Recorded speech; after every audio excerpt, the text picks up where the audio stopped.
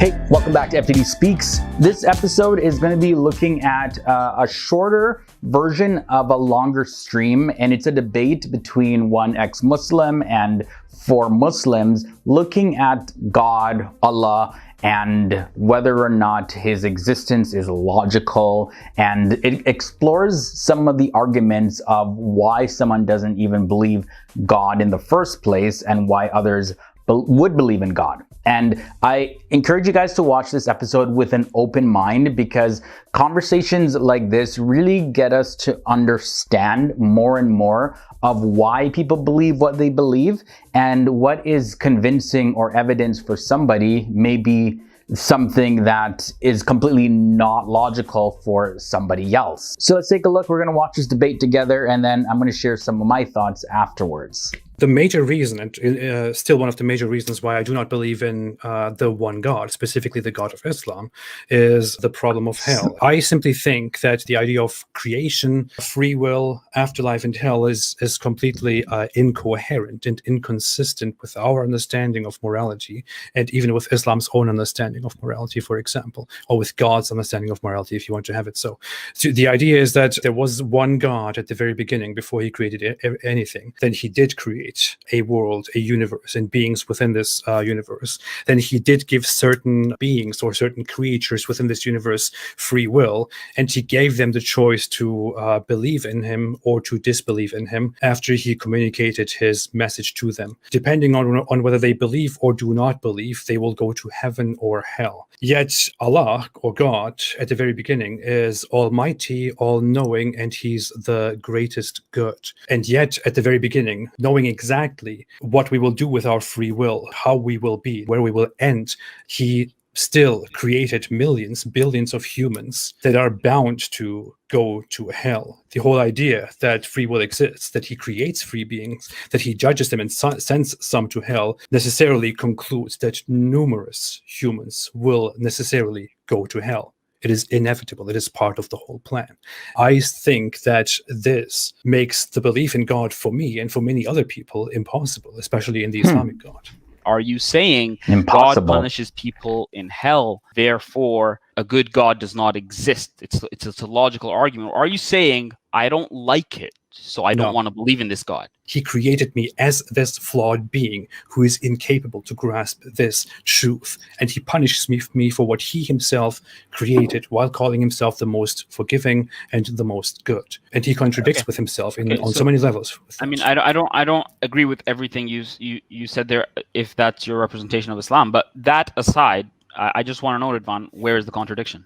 The contradiction is Allah is not the most forgiving. I am more forgiving than Allah in this case. Why? Because I would forgive people for much bigger faults, for much bigger crimes, for much bigger ignorances, worse things that they do. So his forgiveness is not unconditional. He says that God does not forgive for people to associate partners with him, right? So there's a condition there, right? It's not unconditional. Mm-hmm. Aside from that, anything else he can forgive. Even if you want to say you're more forgiving, whether or not that's true, I just don't see, if you're trying to make a logical argument and say there is a contradiction, I don't see a contradiction. That is fallacious, because that's like me saying, hey, I'm not a thief, but sometimes I like to steal food when I'm hungry, but I'm still not a thief. No, it's not the same. It's not the same. It's saying God saying he is the most forgiving is contextualized within Islam, right? So forgiveness comes at certain conditions, right? Mm-hmm. And within that context, God is the most forgiving, because forgiving isn't all he is. He is also the most just. You can think it's evil. You can arbitrarily say that forgiveness comes with conditions, and Allah made those conditions clear, which is why when he does not forgive you for not believing in him, that is not a contradiction, because he made the condition very clear. You could say that. Well, it's not arbitrary. It's not arbitrary. I gave you the verse. I mean, there's a condition. It's there, so it's not arbitrary. He mentioned it. I'm not making an ad hoc, exception here. With regards to this concept of being the most forgiving, the idea that you can give a particular example where you think you would forgive where Allah doesn't make you more forgiving, because we can think of this in terms of quantity. So how many things can you forgive compared to how many things Allah subhanahu wa ta'ala can forgive? So he's an eternal being, and there are countless beings being forgiven for countless acts. Now, if he can forgive them for that, he is objectively more forgiving than you. So he is the most forgiving. Did I understand that correctly? Are you saying that the fact that Allah is eternal and there are endless things that he can forgive and endless occasions on which he can forgive, the high quantity of forgiveness that Allah can give means that he is necessarily more forgiving than me because I cannot forgive as many things that Allah can forgive? Yeah, that's what most forgiving is. Being the most forgiving means that you forgive. I mean, Ridwan. So what Yusuf is saying here, I mean, just even if you can disagree with that, but then you have to accept that if that is the understanding of most forgiving as presented in Islam, which is a possible explanation, then there's no direct inconsistency. How do you guys define most forgiving? How do you define most forgiving? Yusuf just gave a perfectly reasonable answer. Is most forgiving does most forgiving to you just mean somebody who forgives in the most cases or who has the highest quantity of forgiveness? It's not unconditional. So the problem is here, Ridwan, is that you are looking at one attribute of God, right? So he is the most forgiven, but that's contextualized because he's also just, right? He has wrath, he punishes, right? So you can have multiple attributes that maybe on the face of it sound contradictory, but once you contextualize it and be a bit charitable towards the text, there is a coherent picture. So, okay, let me ask you a question, Abdul.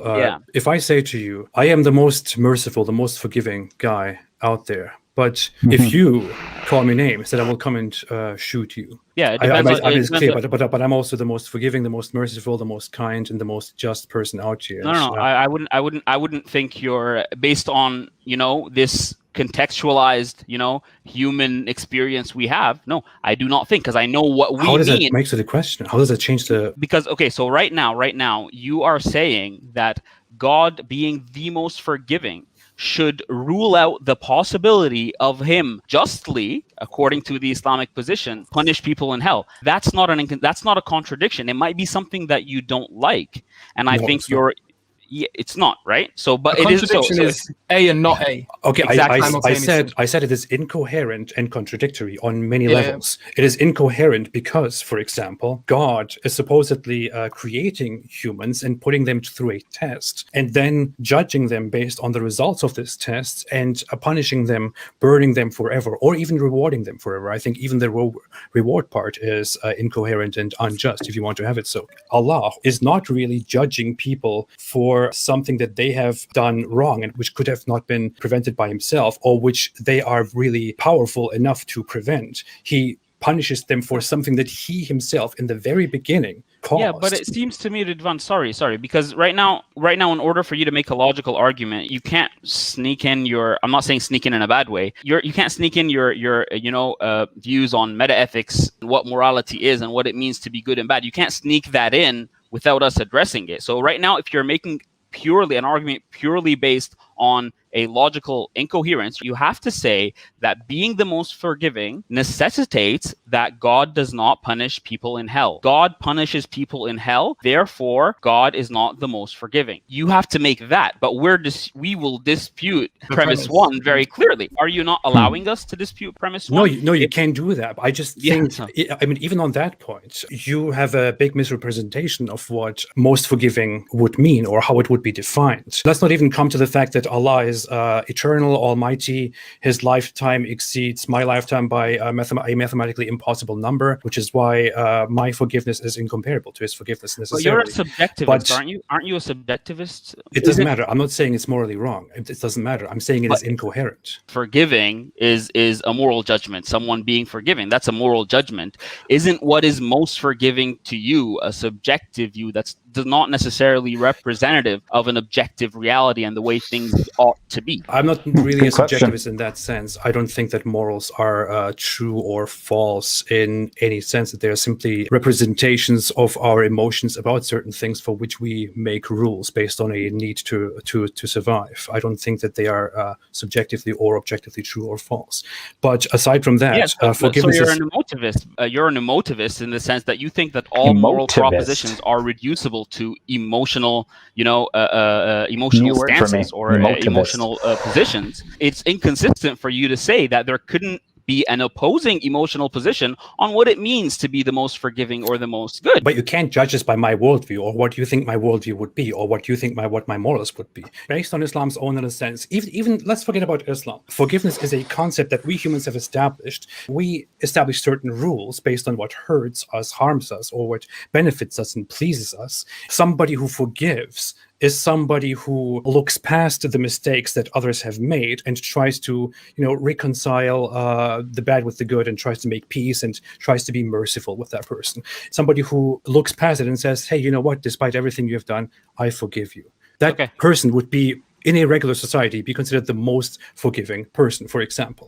If we now look at God, on the other hand, God, or Allah in this case, is a being, an eternal being, who creates people and punishes them simply for not believing in him, for nothing else. Despite the fact that despite the fact that in the very beginning he created them in such a way that they would not believe in him.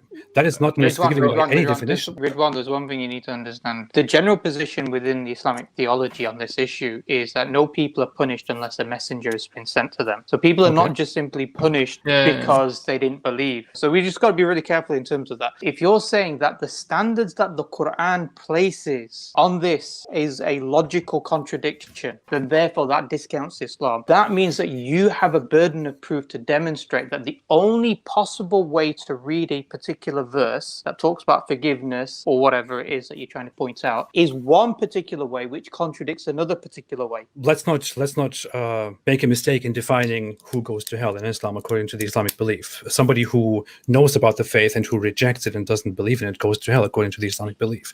So I, by the opinion of, I think, everybody who sits here and the Muslim population in general and Islamic scholars in general, will definitely go to hell by the scriptural evidence. If you die in the state you're in. So we can't say that. There's a lot of examples where people were the biggest enemies of Islam. They took Shahada later on, and you wouldn't even have expected it. So we can't even say that about you now. We can say that if you were to die in that state, then you would be guaranteed hellfire. It's not even our place to make that judgment. The judgment of who goes to hell is with God alone. Yeah, we might turn around and say this person's a disbeliever, this person's a Muslim, but actually the key judgment is for God alone. You believe, or the idea is that Allah is all-knowing, almighty, and the most merciful and the greatest good, right? Yes. And you believe that Allah created all of us. Yes. You believe that Allah gave us free will? Yes. You believe that Allah knew exactly what we would do with our free will? Yes. And despite that, he created us at the very beginning, right? Yes. Then he set up a hell and a heaven, which he built, and gave us the mission to believe in him. And if we reject his belief, then it is our fault, right?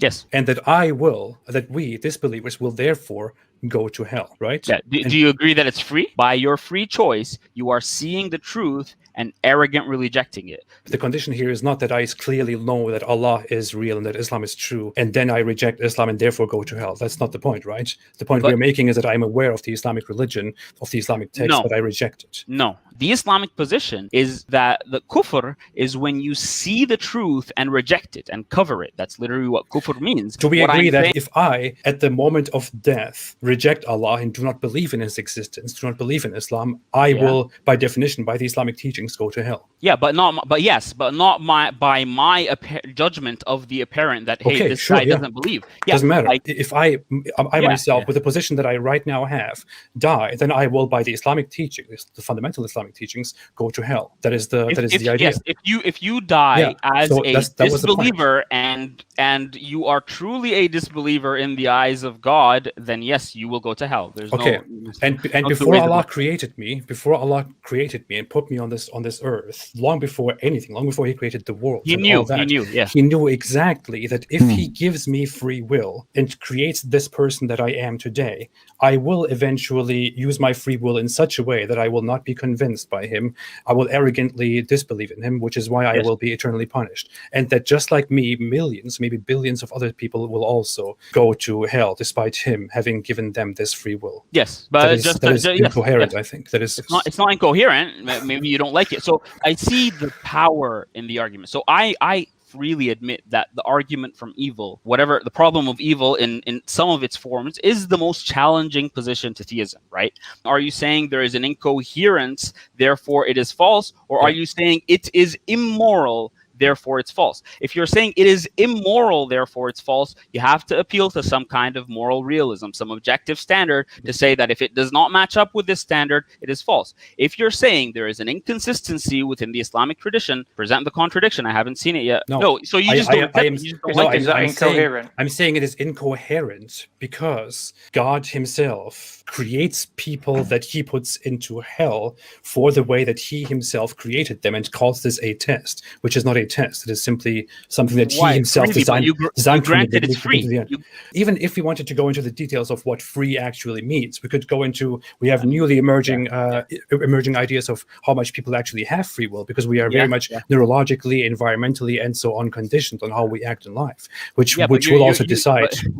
But you grant for the argument, grant for the sake of the argument that they are truly free. If you want to get into a discussion, I don't think they're truly free. You can, for the sake of the argument, unless you want to get into a debate about free will. I'm saying for the sake of the internal critique you're doing on Islam, in the Islamic positions, these creatures are truly free. Therefore, I don't think we could actually get anywhere with that, because we would have to consider the reality of how humans actually function, where we see that humans are not free. But that's not an internal critique anymore. That's not. So right now we're going to get into a discussion about what free will is, and you're not doing an internal critique on what the Islamic position says and pointing out to contradictory propositions. Within the Islamic narrative, it's explicitly stated numerous times that the human is created responsible. And Allah even says in the Quran, it's not me who wrongs you, but you wrong yourself. You can't point to the Quran and say that this is incoherent, when the Quran's message is quite clear, that the beings being created are making choices of their own accord, and that they are responsible for these choices and then punished for them. Just because the Quran says it is your responsibility, this is why I'm punishing you, that doesn't mean that logically seen it is actually their fault, which is why it's punishing. It doesn't mean that the assertion that the Quran makes is necessarily correct. It just means that the Quran is making a certain assertion. I could make assertions here about how everything that I have ever said is true because I know that it is true. And you just need to trust me in that. That doesn't mean that that you have to trust me. But this isn't about a level of trust. This is about, you're saying the Quran is making a contradictory claim, and a contradiction is that it makes the claim A and not A simultaneously, the negation of A. It hasn't made the negation of A. It's pushing forward the claim that you are a responsible being. I think I already explained how it is incoherent, because in this scenario, Allah is basically punishing people while claiming that he's punishing people for their own faults. He's actually punishing them for the way he created them, knowing exactly that this is what their nature in which he created them, what they would do, what would happen to them eventually. Let me ask you. And that's unjust? You're packaging it as if it's a logical contradiction. It's sounding like... I'm saying it is incoherent. Look, it is incoherent. I'm saying that you said that. It sounds more like a moral claim. It is not. Then you need to show. Then you need to show what's the logical contradiction. You haven't shown that. Allah at the very beginning creates human beings in such a way that they will be conditioned to misuse their free will, which Allah gave to them in such a way that they will be eternally punished. And yet at the very beginning, he decides to go ahead with that, decides to create them, and decides to send them to hell. I respect your right to believe that it's a cop-out, but for me a cop-out would be that you present a problem and I brush the problem aside and avoid it. What I did do is I took your idea very seriously, and I actually asked you questions to clarify the specific argument you're trying to make. You said you're trying to make an internal critique and point out an incoherence. I'm not sure you're aware what an incoherence is, but in order to do that, you need to present an actual deductive form argument, or even if you're not going to present it in a deductive form, you have to point out two positions that are inconsistent or contradictory. Like proposition A and proposition B imply A and not A. That's a contradiction.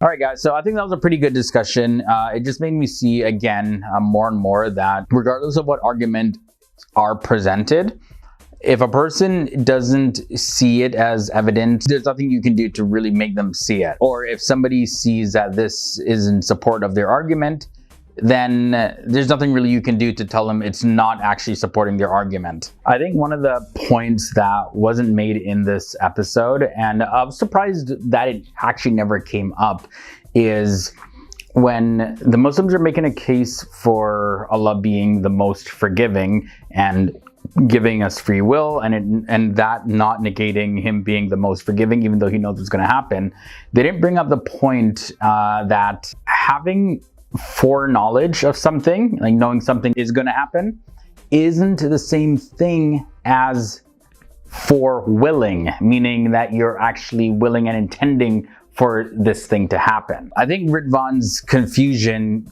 was coming from that. It's like, okay, if God knows, 100% knows that I'm, with my free will, I'm not gonna go to heaven because he made me in a way that I wouldn't see the truth, I wouldn't accept or believe in what he told me, so therefore he's gonna punish me. Why do that in the first place? That's more or less his argument. I think that it just wasn't necessarily argued strong enough in the sense that from a Muslim standpoint, and you guys can correct me if I'm wrong, although God knows what's going to happen, it's not God's intention or not God's will that that happens. Why? Because God gave us free will.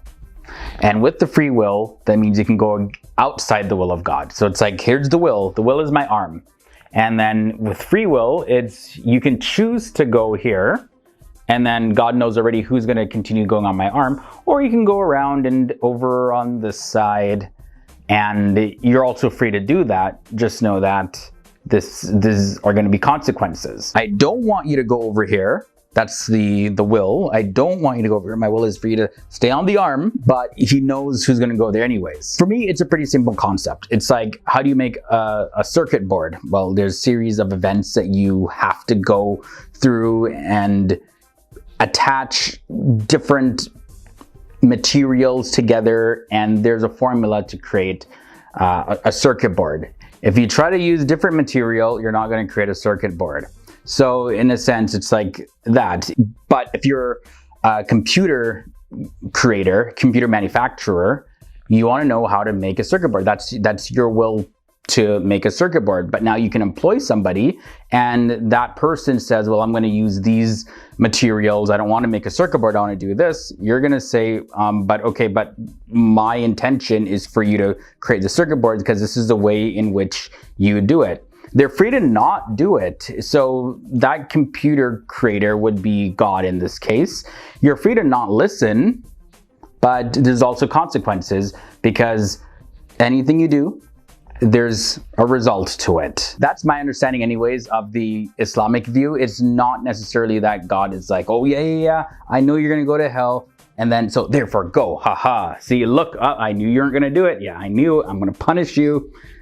And vice versa, like, oh yeah, look at you, go, you're gonna go to heaven. Yeah, I knew, yep, I knew. And then sitting back kind of like, oh yeah, look, great, but I'm gonna punish you because you had no chance, but you had all the chances. No, then that wouldn't be fair. I think the foreknowledge of what's gonna happen is completely different than what you will to happen anyways.